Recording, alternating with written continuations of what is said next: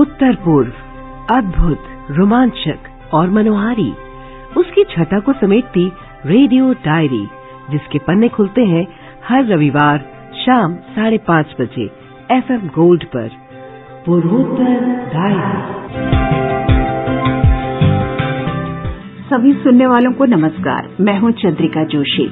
रविवार का दिन है, आपसे मुलाकात का दिन, तो हमेशा की तरह एक बार फिर हम आ पहुंचे हैं आपसे मिलने। और यही नहीं, हम आपको अपने साथ ले चलेंगे पूर्वोत्तर राज्यों की ओर। हम बात करेंगे और देखेंगे कि कहां से क्या नवीन विकास गतिविधियां और क्या नई जानकारियां हैं। पूर्वोत्तर डायरी। आज के संस्करण में हम आपके लिए लेकर आए हैं असम G20, गुवाहाटी में G20 के रोजगार कार्यकारी समूह की दूसरी बैठक, G20 अध्यक्षता के अंतर्गत 2 दिन का साइंस 20 सम्मेलन, त्रिपुरा में, अगरतला में। गृह मंत्री अमित शाह ने आइजोल का दौरा किया। कहा केंद्र सरकार पर्यटन, बांस की खेती और सौर ऊर्जा के क्षेत्र में मिजोरम में अवसरों का पता लगाने पर जोर दे रही है। शिलांग स्थित एक संस्था ने बच्चों की सुरक्षा में विश्वास जगाया। और मणिपुर में स्वच्छ भारत अभियान।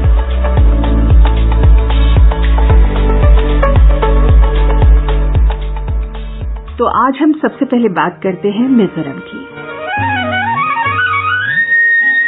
केंद्र सरकार पूर्वोत्तर क्षेत्र के विकास के लिए पूरी तरह प्रतिबद्ध है। प्रधानमंत्री के नेतृत्व में केंद्र सरकार समूचे पूर्वोत्तर को संघर्ष मुक्त, उग्रवाद मुक्त और शांतिपूर्ण बनाने के लिए प्रतिबद्ध है और इस दिशा में सरकार काम कर रही है।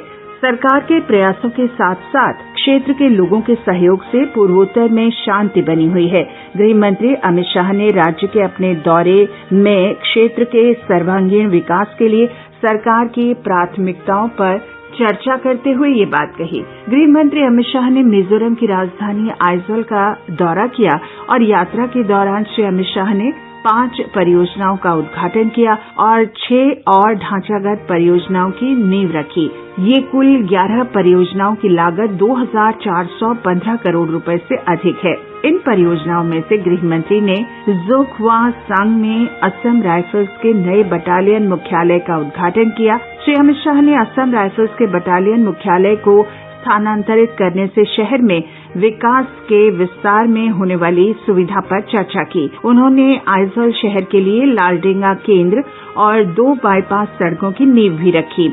गृह मंत्री ने कहा कि समूचा पूर्वोत्तर शांति, स्थिरता और विकास के नए रास्ते पर तेजी से आगे बढ़ रहा है। केंद्र सरकार क्षेत्र के विकास को अत्यधिक महत्व दे रही है और इस क्षेत्र में सड़क, रेल और हवाई संपर्क के माध्यम से 1,76,000 करोड़ रुपए की लागत वाली संपर्क परियोजनाएं चल रही हैं, जो 2025 तक पूरी हो जाएंगी। उन्होंने क्षेत्र के भटके हुए युवाओं से मुख्य धारा में आने की अपील की। और आज मैं नॉर्थ ईस्ट में जो थोड़े बहुत भी संगठन संघर्ष का रास्ता अपनाए हैं, उनको अपील करना चाहता हूं कि आइए, मेन स्ट्रीम में आइए, डेमोक्रेटिक प्रोसेस का हिस्सा बनिए और भारत के और नॉर्थ ईस्ट के विकास के अंदर आपका योगदान दीजिए। मिजोरम ये पूरी दुनिया के सामने लोकतंत्र की विजय का एक अभूतपूर्व उदाहरण है। गृह मंत्री ने क्षेत्र में शांति लाने के लिए सरकार के प्रयासों पर भी प्रकाश डाला। और 2014 से अब तक लगभग 8,000 उग्रवादी संगठन के युवा सरेंडर कर मेन स्ट्रीम में आना पसंद किया है और मेन स्ट्रीम में आ चुके। हमने 2019 में NLFT के साथ त्रिपुरा में समझौता किया। 2020 में ध्रुव समझौता कर लगभग 37,000 व्यक्तियों को त्रिपुरा में पुनर्वास दिया। 2021 में बोडो समझौता कर असम के अंदर शांति की स्थापना की और 2022 में कार्बी आंगलोंग का समझौता कर असम के ऊपरी हिस्से में भी हमने शांति की स्थापना के लिए महत्वपूर्ण कदम उठाए। श्री अमित शाह ने कहा कि केंद्र सरकार पर्यटन, बांस की खेती और सौर ऊर्जा में मिजोरम के अवसरों का पता लगाने में कोई कसर नहीं छोड़ेगी। म्यांमार को जोड़ने वाली कलादान मल्टी मॉडल परिवहन योजना का उल्लेख करते हुए गृह मंत्री ने बताया कि ये परियोजना मिजोरम और पूर्वोत्तर में सभी व्यवसायों को प्रोत्साहन देगी और विस्तार करेगी। The Home Minister said Kaladan project will boost and expand businesses in Mizoram and the Northeast as well. With Subhashish Chanda, this is Irene from Aizawl.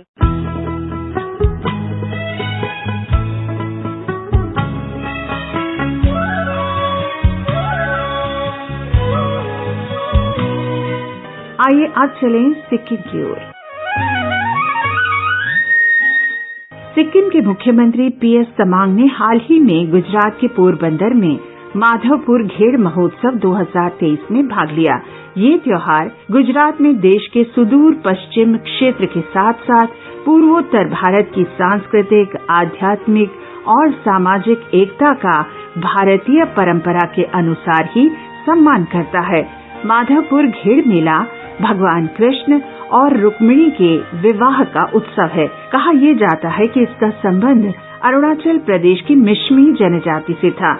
एक प्रकार से ये त्योहार भगवान कृष्ण के साथ अरुणाचल प्रदेश से गुजरात तक रुक्मिणी की यात्रा की याद दिलाता है। दरअसल मिश्मी में पौराणिक कथा के अनुसार ये बताया जाता है कि रुक्मिणी का संबंध पूर्वोत्तर से था और ये एक पौराणिक तथ्य है।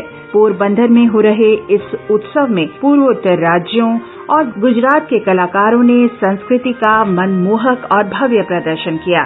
सिक्किम की मंडली ने सिंघीचाम और याकचाम नृत्य प्रस्तुत किए। सिक्किम के मुख्यमंत्री पीएस तमांग ने अपने संबोधन में गुजरात के साथ पूर्वोत्तर की समृद्ध पारंपरिक विरासत को प्रदर्शित किए जाने की सराहना की। उन्होंने कहा कि एक भारत श्रेष्ठ भारत के अंतर्गत सांस्कृतिक आदान प्रदान के माध्यम से देश को एकजुट करने की प्रधानमंत्री मोदी की पहल अनुकरणीय है। MLAs and other ministers from Sikkim also attended the event. With Saikya Sarkar, this is Tashang Mobutia for AIR News Sikkim.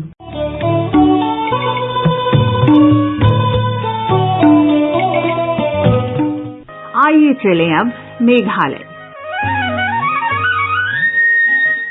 10 साल से सामाजिक कार्यों में और बाल तस्करी के खिलाफ अभियानों में लगी हुई मेघालय की 4 युवा महिलाओं ने बच्चों के लिए सुरक्षित वातावरण बनाने के उद्देश्य से फेथ फाउंडेशन शिलंग संस्था का गठन किया था। फाउंडेशन ने सोमवार को माई सेफ कैंपेन की शुरुआत के साथ अपनी 10वीं वर्षगांठ मनाई। पिछले 10 वर्षों में इस संस्था के सदस्य व्यक्तिगत सुरक्षा शिक्षा कार्यक्रम पर स्कूलों के साथ मिलकर काम कर रहे हैं। ये संस्था स्कूल के अलावा शिक्षा विभाग के साथ भी काम कर रही है।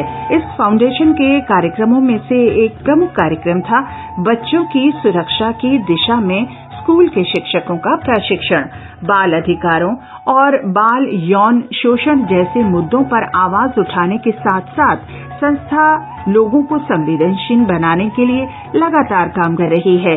फेथ फाउंडेशन के सह संस्थापक और निदेशक ने बताया कि वे कार्यक्रम के तहत बच्चों को सुरक्षित वातावरण के बारे में जानकार बना रहे हैं। बच्चों को ये सब समझने की बहुत आवश्यकता है ताकि वे अपनी रक्षा स्वयं कर सकें। उनके अनुसार बाल शोषण के ज्यादातर मामले घर पर होते हैं और यही कारण है कि कई मामलों की रिपोर्ट नहीं की जाती। फाउंडेशन के निदेशक ने बताया कि इस संस्था को हाल ही में ग्लोबल फंड फॉर चिल्ड्रन से रॉबर्ट डी स्टेलमैन डिग्निटी अवार्ड 2023 मिला है और ये उसके 1 दशक से भी अधिक समय से किए गए कार्यों का सम्मान है। Because we feel that children need to know, need to understand so that they can protect themselves. And also stressing on the fact that they need to report to somebody. Because child sexual abuse is rarely spoken about. It's a taboo. And for the highest percentage of it, you could say it happens at home. So we feel that working with children would be the best. And of course, there's also a need to also work with parents. So, working with parents, working with, school teachers. Apart from that, with the communities, we've been trying to see how we can build girls' leadership so that they can also, be at par with, their male counterparts or the boys, We bring in both girls and boys to respect each other. Then apart from that, we've been running, campaigns. This is the first campaign that we are launching, but in the past few years we've had like the Walk for Freedom that we've done. बच्चों के बीच एक सुरक्षित वातावरण बनाने के प्रयास के रूप में राज्य के सभी स्कूलों में व्यक्तिगत सुरक्षा शिक्षा कार्यक्रम शुरू करने की आवश्यकता है। बच्चों से संबंधित मुद्दों पर जागरूकता बढ़ाना भी समाज के लिए बेहद महत्वपूर्ण है। It is also equally important as society to create more noise on the issues of child rights and child sexual abuse. This is Lamfrang Namspung from AIR News Geelong. और आइए अब रुख करें नागालैंड का। नागालैंड ने 5 अप्रैल को वैश्विक व्यापार समुदाय के लिए G20 संवाद मंच के हिस्से के रूप में पूर्वोत्तर में आयोजित चौथे और अंतिम B20 सत्र की मेजबानी की। 27 देशों के लगभग 60 प्रतिनिधियों ने बैठक में भाग लिया, जिससे नागालैंड सरकार को निवेश आमंत्रित करने के लिए राज्य की क्षमता दिखाने का अवसर मिला। नागालैंड में आयोजित B20 बैठक में G20 देशों के प्रतिनिधियों ने बड़ी संख्या में भाग लिया। 27 देशों की भागीदारी रही, जिसमें क्यूबा, जमाइका, पैराग्वे, पनामा के राजदूत, एस्टोनिया के मिशन उप प्रमुख, कोस्टारिका और जर्मनी के 2 काउंसिल जनरल, 24 राजनयिक और G20 देशों के 3 राजनयिक जो भारतीय मूल के ही थे, उन्होंने भी इस कार्यक्रम में हिस्सा लिया। केंद्रीय विदेश और शिक्षा राज्य मंत्री डॉक्टर राजकुमार रंजन सिंह भी कोहिमा के स्टेट बैंक्वेट हॉल में आयोजित B20 बैठक के उद्घाटन सत्र में शामिल हुए। The Northeast today can be seen as the center of the potentially dynamic regions of the world, surrounded by the ASEAN, Bangladesh, Nepal, Bhutan, and of course, mainland India. Our friends from the business community should consider this factor while exploring opportunities in the Northeast regions. The visiting delegates were given an experience of Naga culture and traditions through Mini Hornbill Festival at the Naga Heritage Village, Kisama. This is Asunyo from AIR News, Kohima.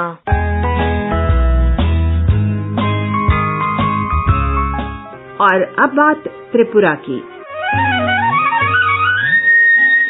Bharat की G20 अध्यक्षता के अंतर्गत 2 दिन का science 20 सम्मेलन त्रिपुरा में अगरतला में शुरू हुआ। हरित भविष्य के लिए स्वच्छ ऊर्जा, इस विषय पर होने वाले इस विज्ञान सम्मेलन का आयोजन G20 की बैठकों के एक हिस्से के रूप में हो रहा है। लगभग 75 प्रतिनिधि इस सम्मेलन में शामिल होने के लिए त्रिपुरा पहुंचे। आमंत्रित सदस्यों के रूप में बांग्लादेश के प्रतिनिधियों ने इस कार्यक्रम में भाग लिया। विज्ञान 20 के प्रतिनिधियों की मेजबानी करने और खुद को वैश्विक मानचित्र पर प्रस्तुत करने का ये त्रिपुरा राज्य के लिए एक महत्वपूर्ण अवसर था। हापिया इंटरनेशनल फेयर ग्राउंड में इस महीने की 3 तारीख को आयोजित हुए विज्ञान 20 सम्मेलन में विभिन्न विषयों पर 9 सत्र हुए। प्रतिनिधियों का हवाई अड्डे से होटल तक के रास्ते में विभिन्न स्थानों पर सांस्कृतिक मंडलियों द्वारा स्वागत किया गया। बाद में उन्होंने अल्बर्ट एक्का युद्ध स्मारक का दौरा किया और शहीदों को श्रद्धांजलि अर्पित की। इसके बाद वे सभी प्रतिनिधि कुमारी टीला तक गए, जहां उन्होंने भव्य म्यूजिकल फाउंटेन शो देखा। Clean energy for greener future शीर्षक वाले इस कॉन्क्लेव में भारत ने जलवायु परिवर्तन से संबंधित मुद्दों को उठाया।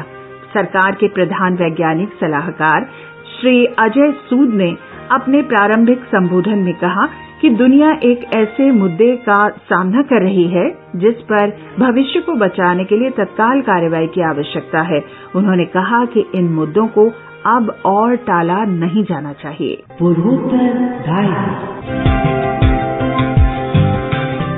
और अब बात असम की। भारत की G20 अध्यक्षता में रोजगार कार्य समूह के लिए 3 प्रमुख प्राथमिकता वाले क्षेत्रों वैश्विक कौशल अंतराल को दूर करना, गिग और प्लेटफॉर्म अर्थव्यवस्था तथा सामाजिक सुरक्षा और सामूहिक संरक्षण के लिए वित्त पोषण के परिणामों पर आम सहमति बनाने की दिशा में एक महत्वपूर्ण कदम रखा गया है। 3 दिन के इस आयोजन में सदस्य देशों, अतिथि देशों और अंतर्राष्ट्रीय संगठनों के कुल 74 प्रतिनिधियों ने भाग लिया। बैठक के पहले दिन शैक्षिक कार्य समूह, डिजिटल अर्थव्यवस्था कार्य समूह, फाइनेंस ट्रैक, G20 उद्यमिता अनुसंधान केंद्र और L20 तथा B20 समूहों जैसे विभिन्न प्राथमिकता वाले क्षेत्रों पर केंद्रित सत्र आयोजित किए गए। ब्रह्मपुत्र रिवर हेरिटेज सेंटर में भव्य सांस्कृतिक कार्यक्रम आयोजित किया गया। बुधवार को समापन दिवस था और सामाजिक संरक्षण के सतत वित्त पोषण और वैश्विक कौशल अंतराल को दूर करना जैसे विषयों पर ये सत्र आयोजित किए गए। उद्घाटन सत्र से पहले मीडिया कर्मियों को बताया गया कि रोजगार कार्यकारी समूह पर मजबूत, सतत, संतुलित और रोजगार संवर्धन के लिए श्रम और रोजगार के प्राथमिकता वाले मुद्दों पर ध्यान केंद्रित रहेगा। बैठक के उद्घाटन सत्र में केंद्रीय श्रम और रोजगार राज्य मंत्री रामेश्वर तेली और असम सरकार के पर्यावरण तथा वन मंत्री चंद्रमोहन पटवारी उपस्थित थे।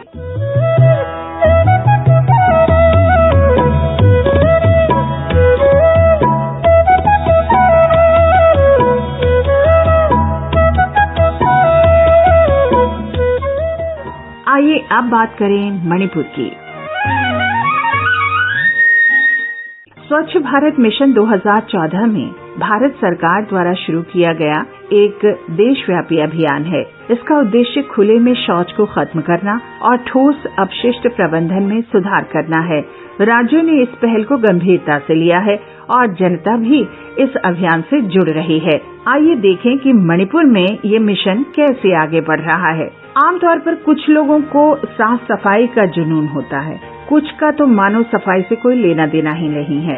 ऐसे में पहल करना एक बड़ा सवाल है। मणिपुर में एक स्वैच्छिक संगठन है जो अपने शहर को स्वच्छ बनाने के लिए किसी भी कीमत पर मानो काम कर रहा है। हम बात कर रहे हैं मोरेह की, जो मणिपुर के टेंगनोपॉल जिले में भारत म्यांमार सीमा पर एक छोटा सा सीमावर्ती शहर है, जहां workers and traders association Moreh वाटम नाम से एक स्वैच्छिक संगठन ने 20 अगस्त 2015 से सरकार या कोई अन्य स्थानीय प्राधिकरण के बिना वित्तीय सहायता प्राप्त अपशिष्ट प्रबंधन का काम शुरू किया है। स्वैच्छिक संगठन आसपास की दुकानों और होटलों से मिले दान और जन समर्थन से चलता है। ये संस्था केवल 28 स्वयंसेवकों के एक समूह के साथ मोरेह शहर के हर नुक्कड़ पर झाड़ू और सफाई आदि का काम करती है। साफ सफाई हमें विकास की दिशा में एक कदम आगे बढ़ाती है।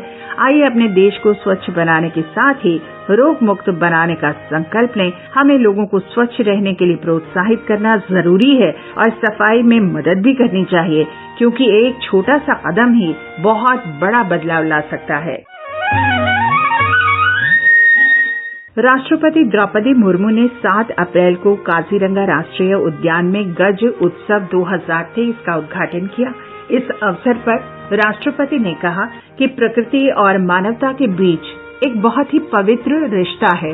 प्रकृति का सम्मान करने की संस्कृति हमारे देश की पहचान रही है।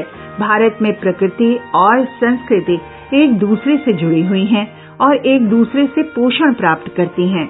हमारी परंपरा में हाथियों को सबसे अधिक सम्मान दिया गया है।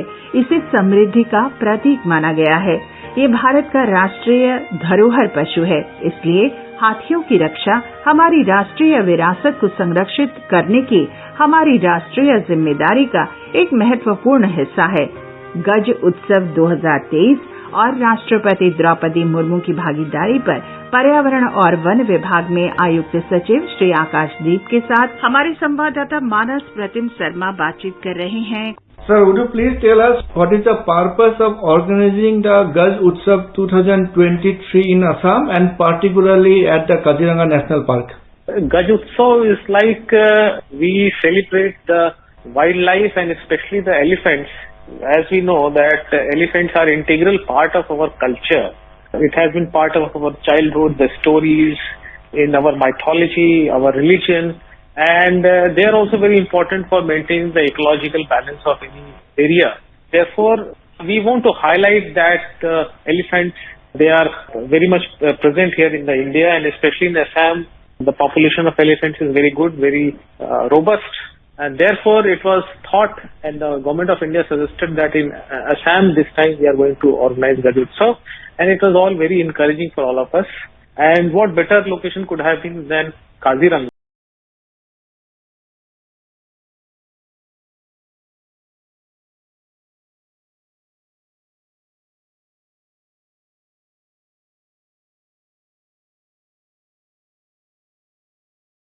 Kaziranga, it is already very popular and will be highlighted for such events. The wildlife, the rich flora and fauna of our state of Assam will be highlighted through this event. So that was a purpose, and I'm hopeful that this event will be a very good success, and it will bring Assam at the center stage of wildlife, elephants, and ecotourism, especially in the national as well as in the international arena. Since President of India is visiting Kaziranga particularly to inaugurate the event, what are the special arrangement has been made so far? Honorable President has kindly consented to grace this occasion, and we are very happy and very encouraged because she'll be here. We'll get the highlight, and in presence of her and other dignitaries present, that is Union Minister of Forest and also our Honorable Chief Minister, will get the due importance, and this event will be highlighted all over the country and also internationally. So we are quite hopeful that because of her presence, this Gajotsav is going to be a very grand success.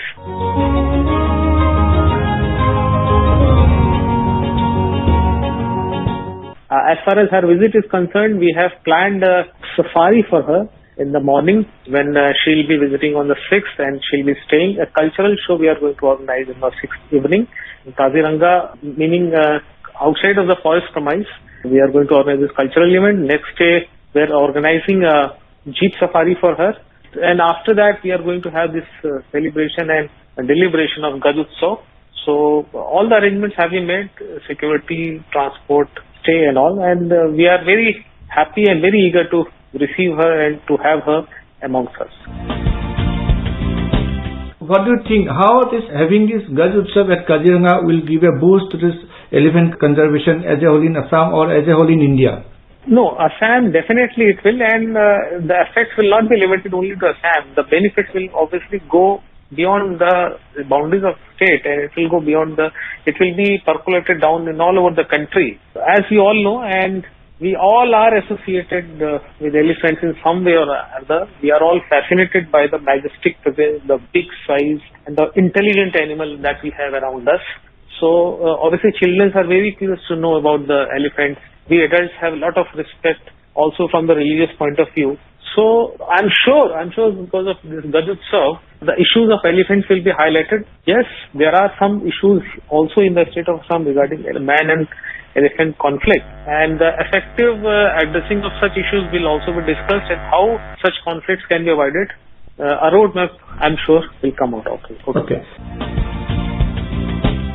Since the number of poaching has drastically reduced in Kaziranga National Park, which is a very success story in wildlife conservation, how your department is going to present this in a national scenario, or even in front of Honorable President of India? Yes, definitely. I mean, you are very right that Kaziranga and other wildlife sanctuaries have very excellent record for last few years as far as poaching of wild animals is concerned. We have been able to effectively control them, and a lot of credit goes to the efforts and the importance given by our Honorable Chief Minister that this should not be allowed. So a lot of seriousness has gone, a lot of efforts, combing operation, rescue, and a lot of equipment we have provided to these wildlife forces. We are also going to raise a new battalion as per direction of Honorable Chief Minister, so as to give even more effective protection to our wildlife. Definitely we are going to showcases, and probably that is also one of the reasons that Government of India selected Assam as one of the states to have this event. This is a very prestigious event, and we are quite hopeful and we are very happy to have this event to be organized in the state of Assam. Finally, what will be the number of participants in the Gajotsav apart from Honorable President and Ministers, and what are the line departments are taking part in this event? Yes, I think on the public interaction of the Gajotsav, that is on the 7th morning, we expect more than 8 to 10,000 number of people coming there, it being a forest area and a limited area. And we expect a lot of participation from the people over there, international experts, wildlife enthusiasts, ecologists, local population, local representatives, officers. So many people are coming, our media persons, and we are all looking forward for this event. All 9 departments are cooperating with us, be in some form or other. The culture department is showcasing the rich and diverse cultural items of the state of Assam, which will be showcasing before Honorable President. The other departments are doing their bit. PWD is doing the construction works and repairing works. Electricity, they are maintaining the proper supply of power. Tourism is promoting their own circuits through this. So I'm sure everybody is coming into this event and leveraging it and seeing, and they see this as an opportunity to work together to make Assam's wildlife and forest sector to a very robust one. We can showcase that this is a very good opportunity for all the tourists who can come here and enjoy the wildlife and the flora and fauna of Assam. Okay, thank you, Mr. Akasdev, for giving us a valuable input and your time. Thank you. Thank you, Mr. Manas. Assam से हमारे संवाददाता मानस प्रतिम शर्मा बात कर रहे थे पर्यावरण और one विभाग में आयुक्त सचिव श्री आकाशदीप के साथ। कार्यक्रम में अब हम आपको सुनवाते हैं एक खूबसूरत सा मिजो गीत। इसे गाया है पद्म पुरस्कार विजेता KC रनरेन संगी ने।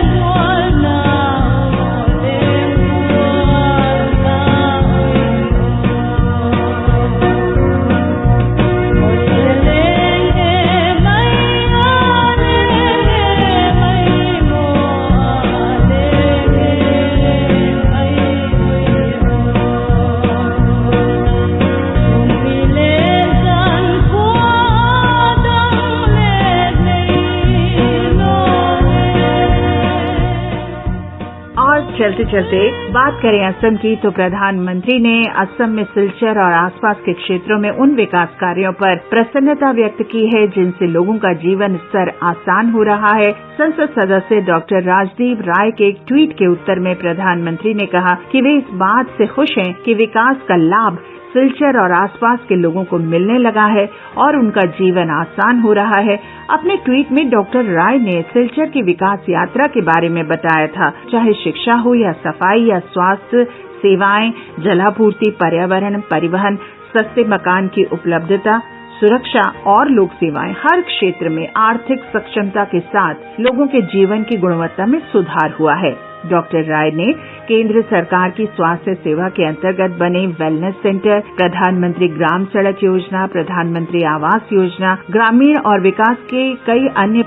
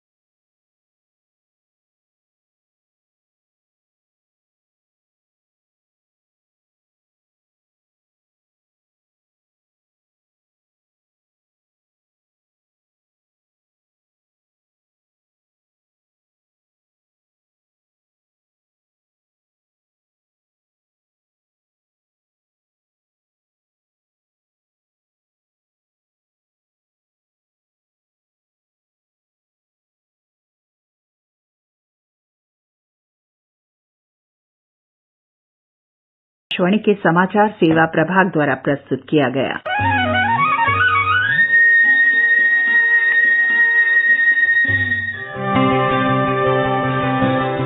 उत्तर पूर्व अद्भुत, रोमांचक और मनोहारी, उसकी छटा को समेटती रेडियो डायरी, जिसके पन्ने खुलते हैं हर रविवार शाम 5:30 बजे FM गोल्ड पर। पूर्वोत्तर डायरी।